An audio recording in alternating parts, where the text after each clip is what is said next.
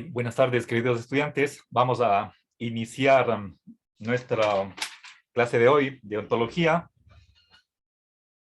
Entonces, he presentado ya el programa de la materia, el sílabo, y quiero ya empezar con la materia propiamente dicha. Lo ideal para mí sería que avance al mismo ritmo simultáneamente con el cronograma que ustedes que tienen para subir las evidencias de las tareas a la virtual. Bueno, empecé ya esta semana con una pérdida de clases debido al día miércoles.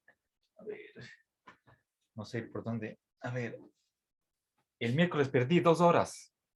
Sí, por el encuentro que tuvimos con los estudiantes de tercero. Bueno, tengo que ir anotando las clases perdidas, eso a la final nos va a perjudicar un tanto en el avance de la materia, pero son por motivos de fuerza mayor, que cae fuera de la voluntad de ustedes o la mía personal. Bueno, entonces,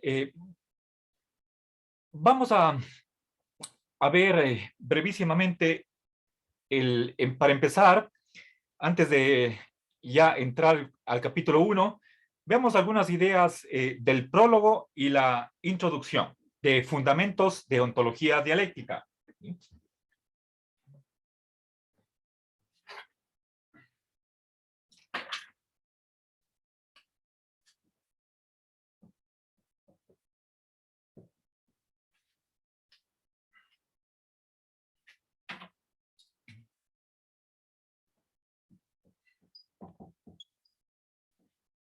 A ver.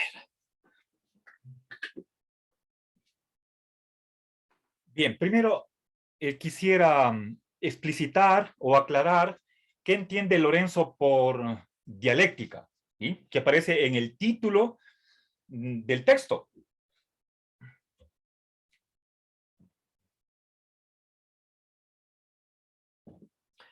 A ver, primero unas brevísimas palabras sobre quién fue o quién es Lorenzo Peña, ¿sí? Verán, bueno, ustedes pueden, si desean, ingresar a su página personal. Bueno, tiene todo un dominio con el nombre Lorenzo Pena, es decir, sin la tilde de la ñ, .es, las dos primeras letras de España. Y ahí, ese es su sitio personal. Están ahí documentos en inglés, francés, entran a la parte española y ahí se despliega lo que tiene que ver con español. Está ahí, obviamente, este libro de fundamentos. Están otros, en total están unos 9 textos y su producción académica, más de unos 140 artículos publicados en revistas o capítulos de libros. En fin, les invito, les exhorto para que ustedes exploren esa página. A ver, Lorenzo se jubiló en el año 2018, fue investigador científico del CSIC en Madrid y sacó 2 doctorados, el primero en filosofía y el segundo en derecho. Ahora, este texto estuvo escrito en el año 1981. Él sacó su primer doctorado en filosofía en el año 79 en la ciudad de Lieja, en Bélgica. Y 2 años después salió una prepublicación. Era una publicación, una edición a mimeógrafo, y es el texto que yo estudié con él, 1 año entero, 2 semestres. Bueno, tengo este rato, no tengo aquí les mostrara el texto, y luego, en el año 83, Lorenzo se regresó a España y le publicaron allá la editorial Siglo XXI. A ver, y Lorenzo empezó a estudiar filosofía en la si no estoy mal, en la Autónoma de Madrid, aunque tal vez en el año 60, 62 tenía otro nombre, posiblemente creo que era Universidad de Madrid. Bueno, lo cierto es que del 62 o del 64 al 72, él militó en el Partido Comunista y suspendió sus estudios de filosofía. Él en ese tiempo, en ese periodo, fue marxista, comunista, obviamente, y bueno, quizás antes de estudiar a Marx, el marxismo, él desde sus 15 años, creo, ya leyó la ciencia de la lógica de Hegel. Y por lo tanto, él, desde su temprana juventud, ya tenía esta tendencia hacia la dialéctica. ¿Sí? Primero a través de Hegel y luego sobre todo con Engels, ¿sí? Pero por supuesto todo el materialismo histórico es dialéctico. Entonces, ¿qué entiende específicamente Lorenzo por dialéctica? ¿Sí? Bueno, por más que el origen de esta inclinación suya por la dialéctica esté enfocado en Hegel y Marx, me parece que tenemos que entender la palabra dialéctica en un sentido muchísimo más amplio. Eh, es en realidad una tradición que, por lo menos en filosofía, en Occidente, empieza con Heráclito, pero está presente también en varias religiones de muchas culturas, de modo que podemos tranquilamente hablar de una tradición que tiene por lo menos unos 2500 años. Y no es solamente cuestión del siglo XIX. A ver, son básicamente dos elementos que están aquí en la dialéctica, tal como la entiende Lorenzo. Por una parte, la cuestión de los grados de verdad o grados de existencia.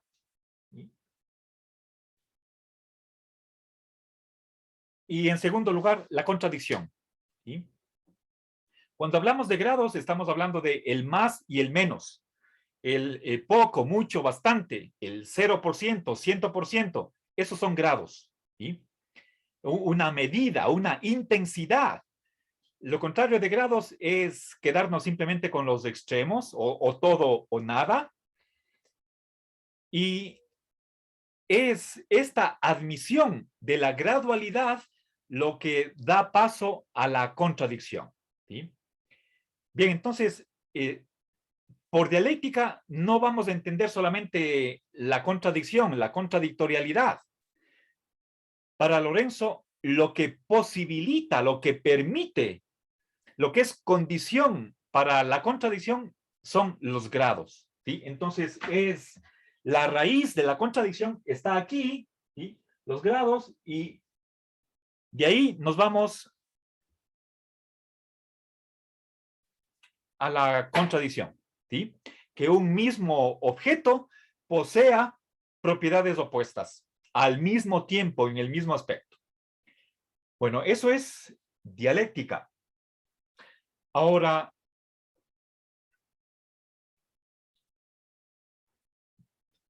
pensemos un momento, ¿cuál va a ser aparte de dialéctica, cuál es el espíritu, la tendencia que está presente a lo largo del texto? Para esto, tenemos que recordar lo que es la filosofía analítica. ¿Sí?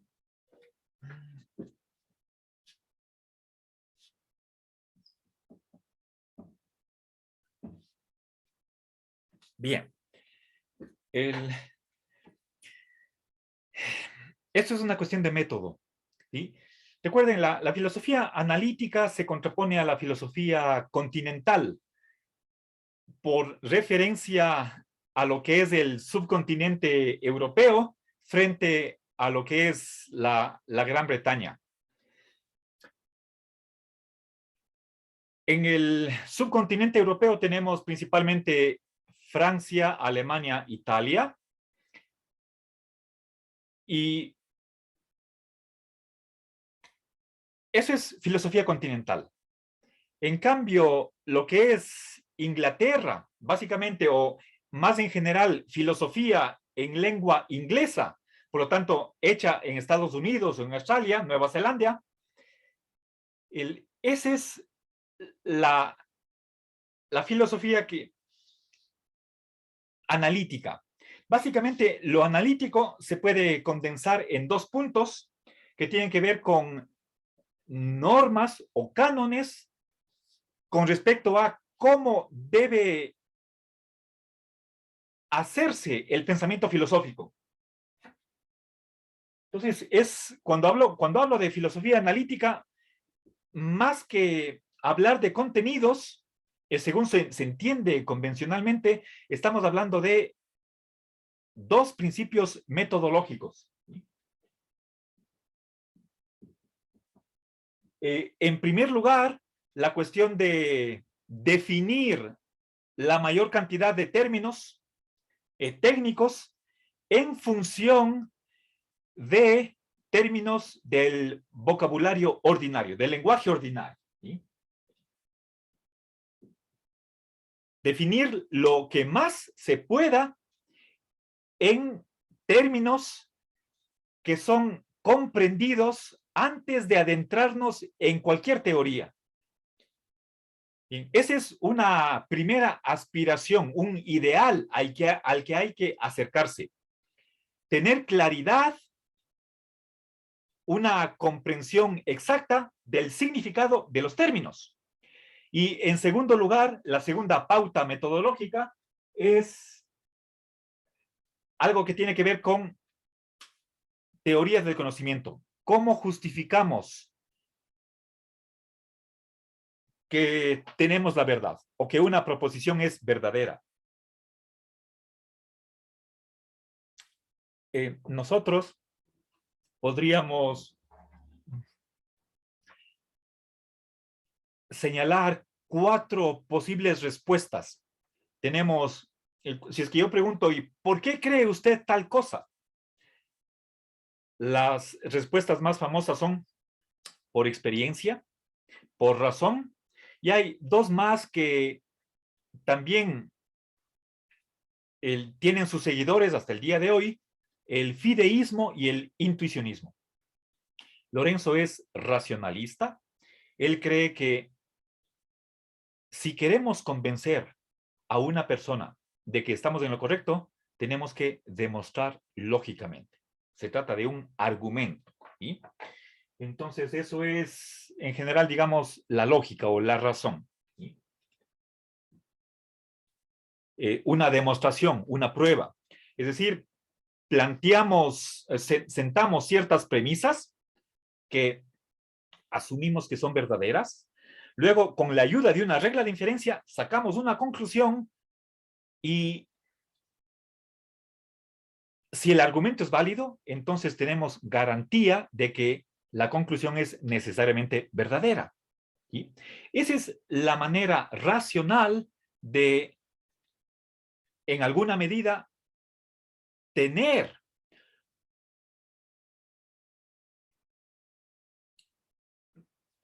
una cierta seguridad, la que no sea posible, con respecto a la verdad de una tesis que queremos defender. ¿Sí? Entonces, estos 2 rasgos son compartidos por todos los filósofos analíticos. Pero, desgraciadamente, puede ser desde Kant, bueno, en realidad, irracionalistas los ha habido desde la antigüedad. Me viene a la memoria desde el siglo V antes de Cristo, con la sofística, se desacreditó la verdad. Los sofistas eran personas habilísimas para probar tanto el sí como el no con respecto al mismo problema. Tenemos un ejemplo bellísimo de eso en el Fedón de Platón, con 2 discursos opuestos, a favor y en contra del amor, ¿sí? Los famosos disoilogos, logoi, los dobles discursos. ¿sí? Bueno, en la antigüedad, quien odiaba la razón recibían el nombre de misólogo, ¿sí? Los odiadores de la razón. Y contemporáneamente tenemos los posmodernos, entre otros, que están contra la razón. Bueno, ha habido antecedentes, mencioné algunos, aumento tal vez los románticos, ¿sí? Los existencialistas, etcétera, etcétera. Bueno, entonces los analíticos confían en que se puede conocer, existe la verdad, está a nuestro alcance, y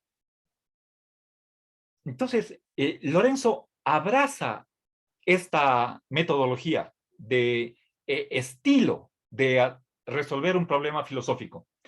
Para quien esté interesado un poco más en esta discusión entre racionalismo e irracionalismo, les aconsejo, hay un capítulo sobre el principio de inteligibilidad, precisamente en este texto de Fundamentos de Ontología Dialéctica, en donde él discute la cuestión de si podemos conocer la realidad, ¿sí?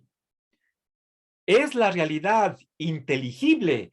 ¿Está sometida toda la realidad, todo el ser, a leyes cognoscibles? ¿Sí? Él, como un heredero de la Ilustración, cree que sí. Esa es la mayoría de los ilustrados opinan de ese modo, y él también, ¿sí? Bueno, yo no voy a incluir la discusión del principio de inteligibilidad en nuestro curso. Creo que tenemos suficientes problemas como para todavía ocuparnos de algo más, pero sí les invito a que quien esté interesado pueda revisar, y espero que lo hagan, por lo menos alguno, ese capítulo sobre la inteligibilidad de lo real. Lo único que podría, de paso, indicar en este momento es que si es que alguien no está de acuerdo con que la razón, el razonamiento sea lo que justifique la verdad, entonces, si es que quiere oponerse al racionalismo, está dialogando con un racionalista. El racionalista le dirá, si usted quiere entablar diálogo conmigo, bienvenido, deme un argumento cuya conclusión sea el razonamiento no justifica la verdad. Si es que logra presentar argumentos de ese tipo, entonces, lastimosamente, para el irracionalista, su victoria será a medias, puesto que estaría demostrando que la argumentación no sirve, pero para llegar a eso estaría utilizando argumentos, de modo que se autodestruiría su propia argumentación. Se autorrefutaría, ¿sí? Es lo que se llama una victoria pírrica por el general Pirrón. El nombre viene de este famoso militar que ganó una batalla.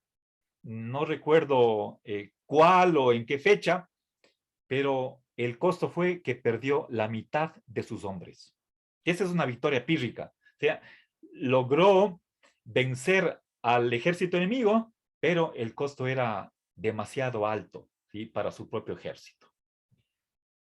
Bueno, es lo que le pasa al irracionalista. Bien, este es el método con el cual nosotros nos vamos a familiarizar. Es decir, aquí está la cuestión de la razón, ¿sí? Tenemos que evaluar argumentos, ¿sí? Razones a favor, razones en contra. Eso es filosofía desde el punto de vista analítico, ¿sí? Bien, como condición necesaria para hacer una filosofía en serio, responsable. Bien, ahora, Lorenzo denominado su sistema filosófico con la etiqueta de, bueno, en esta época, con la época de ontofántica. ¿Sí?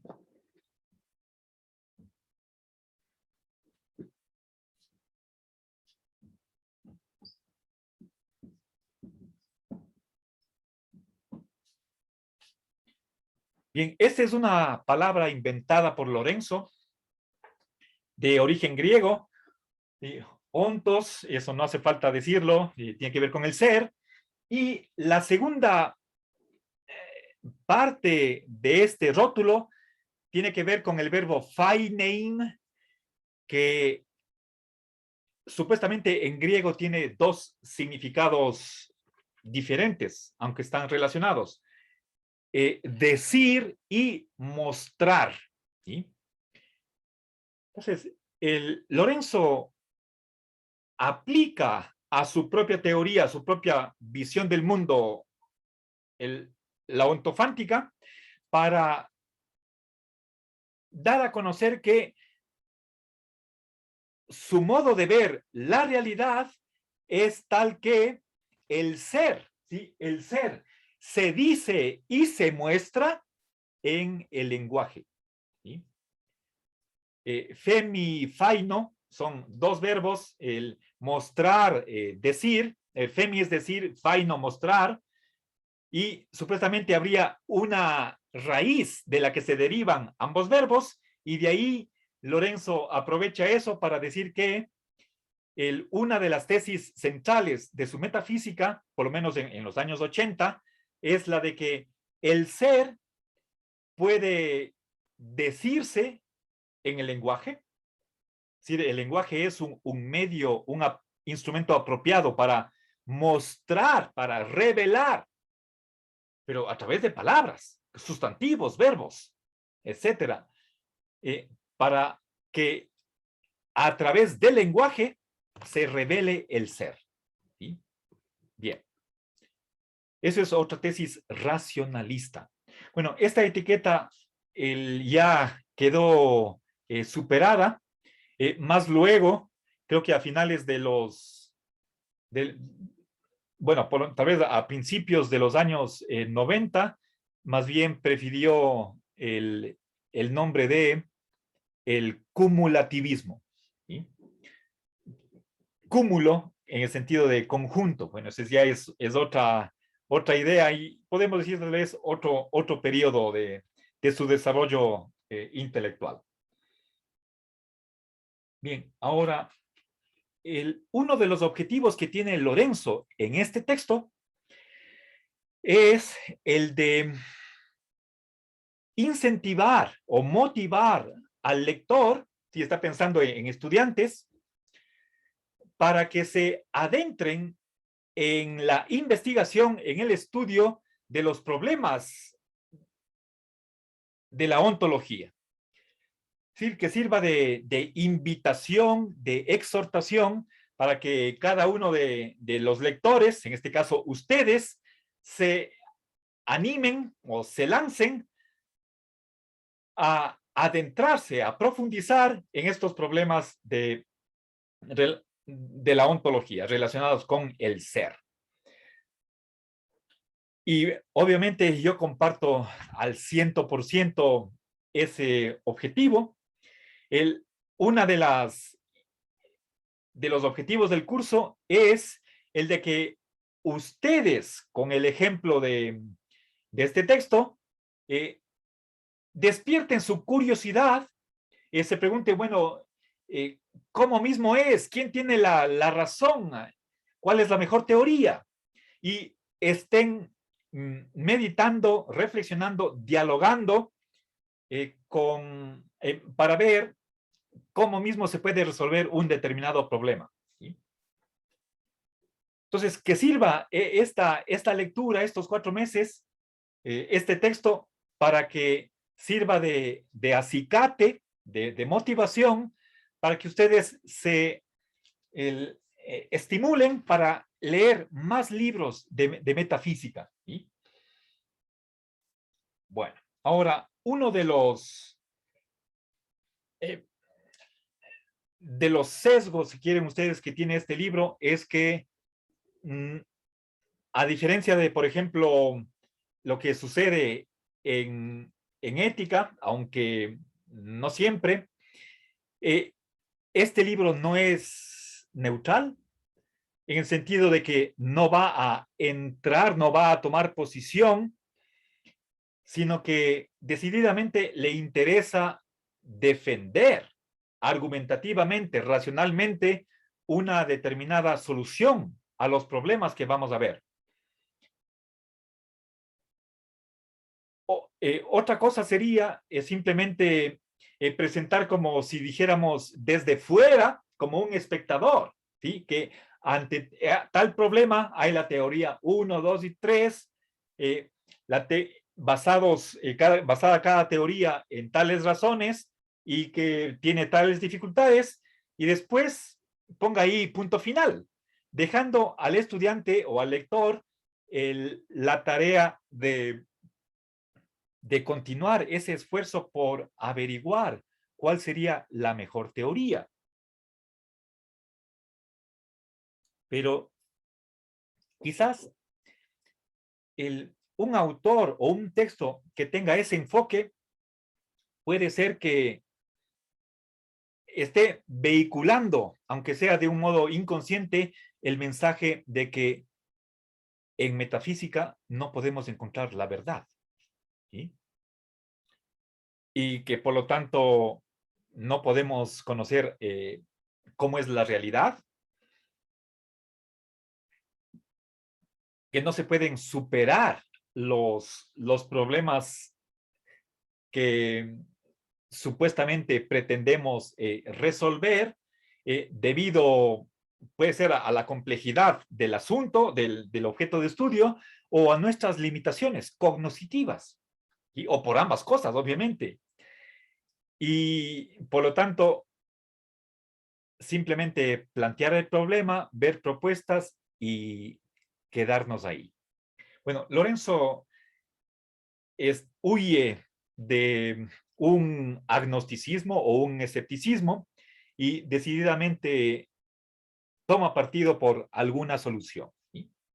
Obviamente ese es su punto de vista, ¿sí?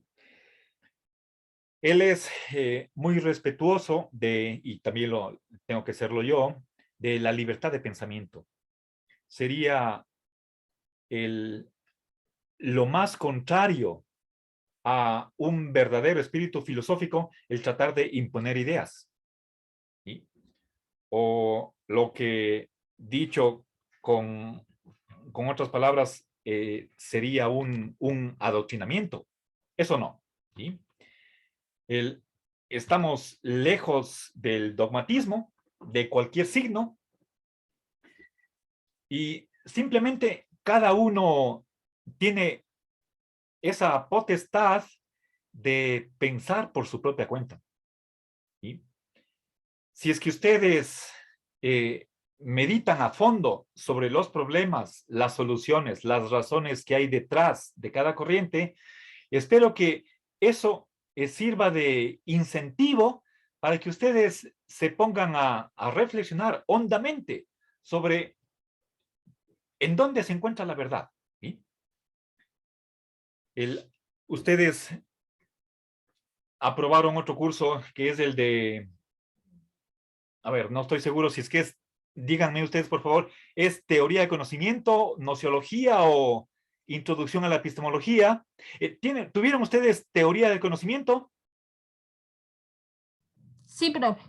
Ya, gracias. En ese curso, ustedes debieron haber abordado esos problemas de si podemos conocer algo, sí o no, ¿sí? Ver cuáles son los límites de nuestro conocimiento. Obviamente, nosotros vamos a estudiar temas que no aborda ninguna otra disciplina de las que se llaman ciencias en sentido más estricto, ¿sí? Tampoco vamos en este curso a plantear, bueno, podemos plantear el problema, pero no vamos a ahondar en el mismo, y es el de que si ¿la ontología es una ciencia o no? ¿La ontología nos da conocimiento? Ese es un problema que no vamos a abordar. Simplemente nos vamos a lanzar ya de lleno a resolver los problemas, a enfrentarnos con ellos y hacer metafísica o hacer ontología directamente, sin preámbulos, ¿sí? Como podrían ser desde una mirada tal vez de cartesiana o kantiana. Bien, entonces está hecha la invitación para que ustedes traten de desarrollar su opinión personal razonada sobre estos problemas de la ontología. Ya. Y de lo que se trata, si quieren tal vez ahondando en este método analítico, que no es sino una continuación, un refinamiento del antiguo método escolástico o de la disputatio, de la suma, que se empieza planteando un problema, luego, bueno, en algún momento, y más vale pronto, en los inicios de la investigación, definimos los términos clave, o sea, ¿qué entendemos por tal concepto? Y luego pasamos revista a las propuestas de solución, con sus razones a favor, razones en contra, y con miras a hacer una evaluación. ¿Cuál de esas propuestas es la mejor? Y quedarnos con una de ellas. Tomamos posición de las teorías que hemos examinado, que pueden ser 2, pueden ser 3, 5, la mejor es la número, la N, ¿sí? Por estas y estas razones. Entonces, de esa manera resolvemos el problema, llegamos a una solución.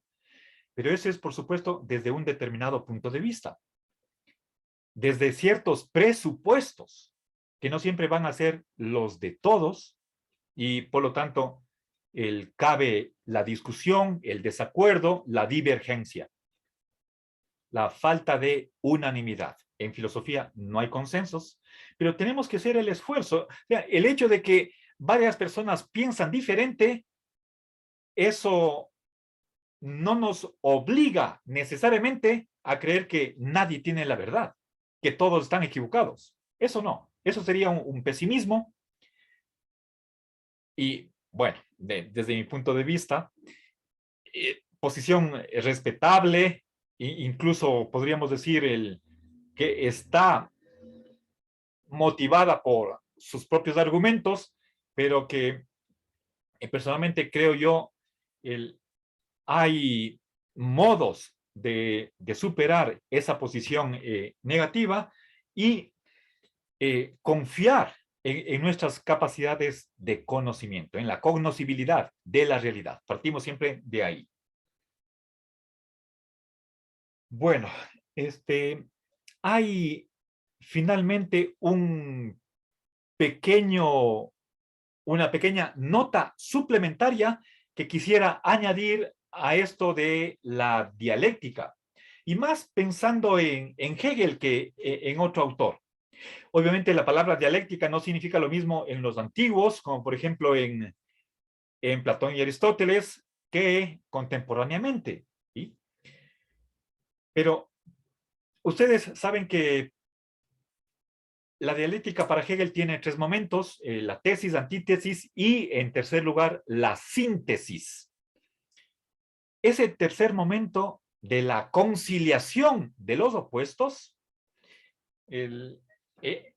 como un aspecto de la contradicción, creo que vale la pena el indicar. Está en el prólogo que estoy sintetizando. Precisamente es la idea de que si es que tenemos un problema, ¿sí? A ver, verán, decía el problema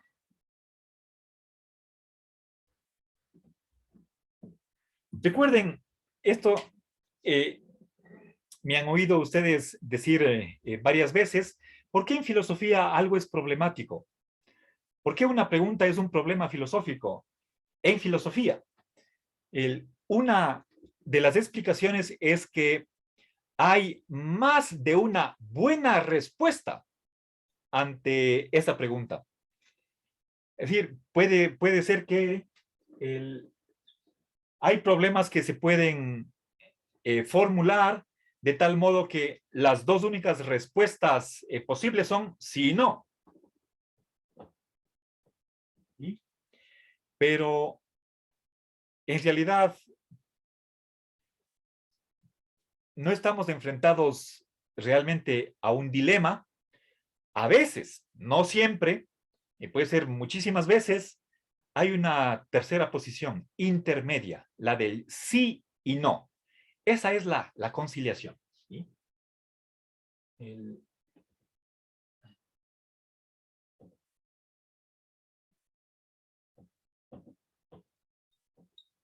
la famosa síntesis. ¿Sí? Entonces, esto como cuestión metodológica significa que tratemos de ver la parte de verdad que tiene el oponente. O sea, en ciertos casos, que puede ser de minoría, estos dos opuestos son extremos, ¿sí? Como si dijéramos o todo o nada. Pero en muchísimos casos puede ser que la posición correcta parcialmente le dé la razón a la respuesta afirmativa y también en alguna medida a la respuesta negativa. Por lo tanto, ambas cosas. No necesito escoger o entre lo uno o lo otro, pueden ser ambos, sí y no. Esa es la síntesis, ¿sí? Entre corrientes opuestas. Eso también está dentro de la dialéctica, ¿sí? Bueno, obviamente, cuando hablamos, por ejemplo, de los universales, ¿existen o no existen? Ahí sí que no puede haber el decir o no existen en absoluto. Ese es el verdadero nominalismo, o existen, se entiende, en alguna medida. Y entonces, no siempre hay como ser dialéctico en el sentido de encontrar una contradicción. ¿Sí?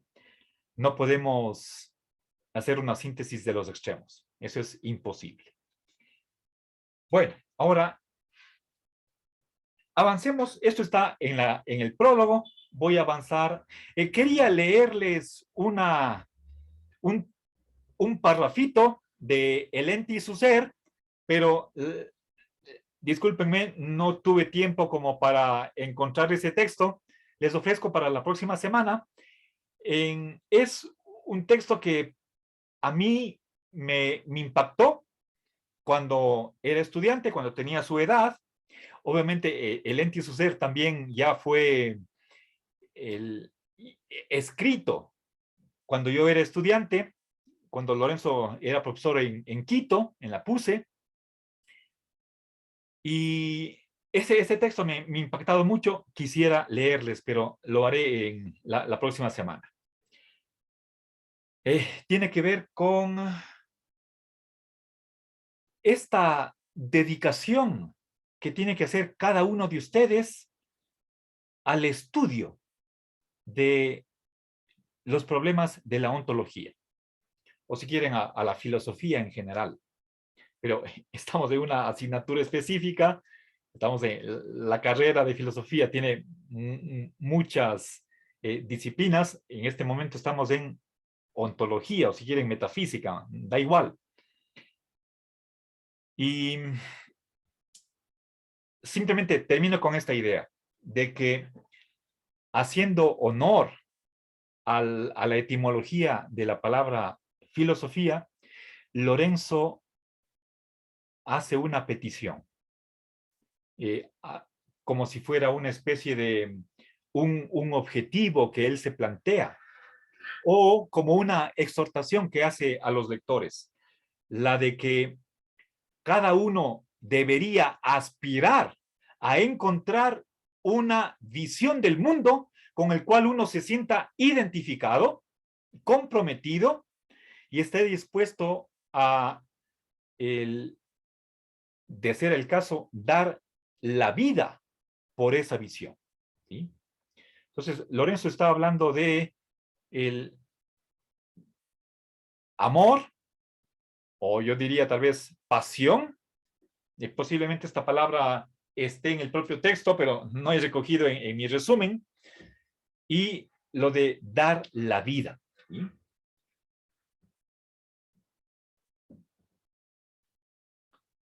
Bien, ¿por qué esto? Quizás a ustedes les parecerá exageradísimo. El, ahora, quién les puede hacer esta exhortación de que den la vida por una teoría? A lo mejor ningún profesor. Pero lo que yo les puedo decir es lo siguiente. Varias cosas. En primer lugar, les dije que Lorenzo del año 62 del año 64 al 72, 8 años, militó, hizo militancia en tiempos de Francisco Franco, el fascista, en España, que militó en el Partido Comunista, al igual que sus padres. Estoy hablando de Lorenzo. Era buscado por la policía, tuvo que salir del país porque su vida corría peligro. Muchos de sus compañeros murieron fusilados, pasaron cárcel. Les estoy hablando de los años 60 y 70 en España, antes de que en el año 78 se regrese a la democracia con la nueva constitución y se implante nuevamente la monarquía. Una vida durísima. En su autobiografía él habla de la amarga juventud. En sus tiempos de militante marxista, la gente moría por una causa política, por transformar un régimen, el régimen franquista. Muchos tuvieron que salir del país, otros se quedaron ahí mismo. En ese contexto, hasta el año 72, ¿sí? Entonces, llegando al año 81 en el que salió la primera edición, la prepublicación del libro, hay pocos años de distancia y seguramente Lorenzo todavía tiene en su conciencia esta idea de que si es que no tomamos en serio una visión del mundo, entonces una visión del mundo que impacte en nuestra vida y en la de los demás, entonces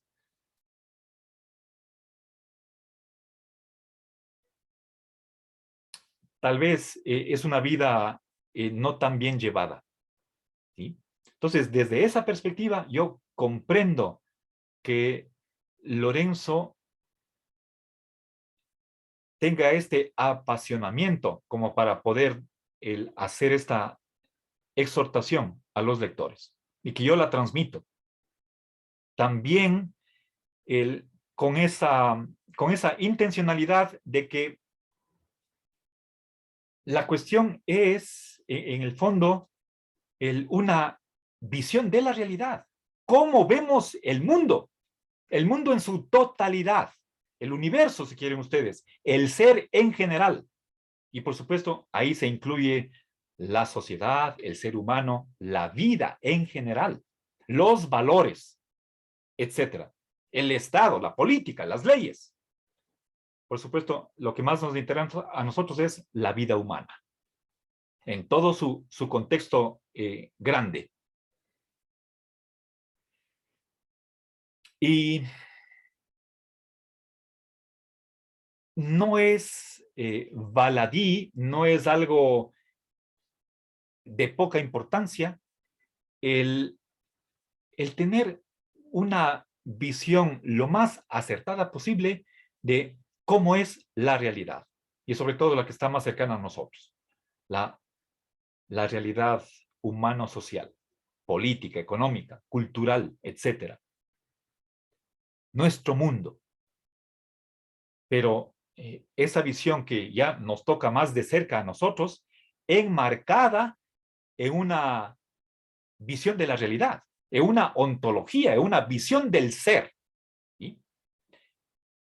Entonces, obviamente, tiene qué visión tengamos de lo que es el ser, eso va a tener implicaciones políticas, sociales, y en nuestra práctica, incluso cotidiana, en nuestra vida personal. Entonces, creo que vale la pena haberme detenido en estos dos últimos puntos del prólogo de un libro de metafísica, como para decirles que lo que vamos a ver en estos 4 meses tiene consecuencias menos abstractas y que pueden ser aplicables a nuestra vida concreta. Eso, ¿en qué punto? Ya lo tocará encontrar a cada uno, pero no está desligado y más bien puede servir de base y debería ser el fundamento, ¿sí?, para una filosofía política, para una teoría de conocimiento. En realidad, esas disciplinas se influencian mutuamente. Por eso la filosofía es un sistema, algo orgánico, ¿sí?, que se presta mutua ayuda o soporte. Bueno, queridos amigos, hubiera querido avanzar un poco más, pero no creo que tampoco estoy yendo a un ritmo lento. En todo caso, quería tomarme el tiempo suficiente como para poner ciertas bases para poder seguir avanzando, ¿sí? Trataré de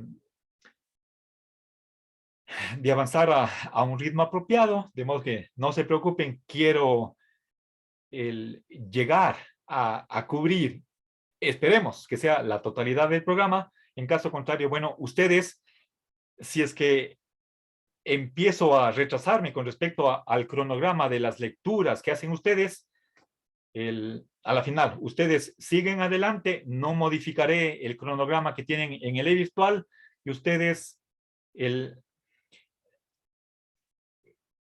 perseveren, tengan constancia y adelante, ¿sí? Hasta el fin de ciclo. Bueno, se me acabó el tiempo, pongo aquí punto final. Una buena tarde.